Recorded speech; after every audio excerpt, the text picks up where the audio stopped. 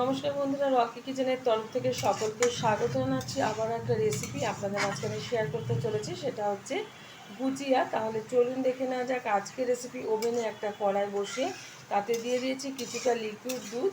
দুধটা হালকা গরম হয়ে গেছে। এখন দিয়ে দিচ্ছি এর মধ্যে আমুল দুধ।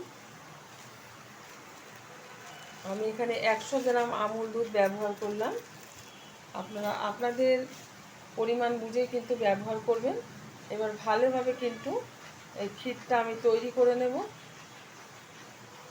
সামনেই যেহেতু জন্মাষ্টমী, তার জন্য কিন্তু আপনারা এরকমভাবে ঘরে বানিয়ে নিতে পারেন। গোপালের ভোগে বা যে কোনো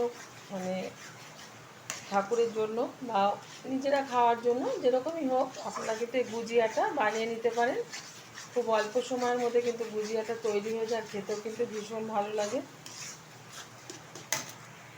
ভালোভাবে কিন্তু ঘন ঘন নাড়তে হবে, নাহলে কিন্তু ক্ষীরটা লেগে যাবে কড়াইয়ের তলায়।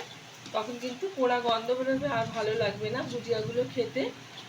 তো এখন এর মধ্যে আমি দিয়ে দেব একটু ঘি। ঘিটা দেওয়ার পরে কিন্তু আবারও একটু নেড়ে দিচ্ছি। এটা একদম শুকনো শুকনো টাইপের করব।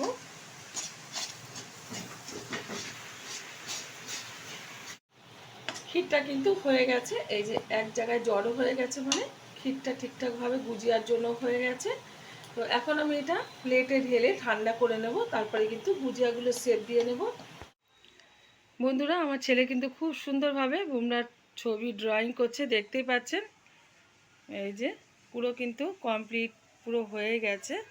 পতাকাটা লাস্ট ফিনিশিং দিচ্ছে।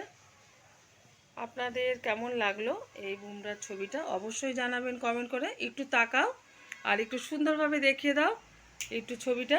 এই যে ছবি, ও ভীষণ সুন্দর ড্রয়িং করে। প্রত্যেকটা ভিডিওই কিন্তু আমি ওর ড্রয়িং দেখে থাকি।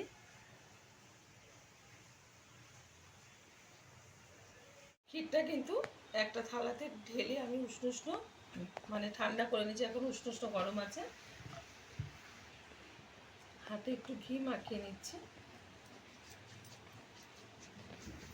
একটুখানি করে ক্ষীর নিয়ে আমি গোল করে নিচ্ছি। আর আজকে কিন্তু আমি এই ক্ষীরের মধ্যে কোনো চিনি ব্যবহার করিনি, মিষ্টি ব্যবহার করিনি। আপনারা কিন্তু দিয়ে নেবেন মিষ্টিটা। একটু গোল করার পর আমি একটু লম্বা করে এই যে এরকমভাবে হাতের তালুতে রেখে এই যে একটু চাপ দিয়ে দিচ্ছি। এই হচ্ছে কিন্তু গুজিয়া। আবারও আর একটা দেখিয়ে দিচ্ছি, একটু গোল করে নিচ্ছি, তারপরে কিন্তু একটু লম্বা করে নিচ্ছি।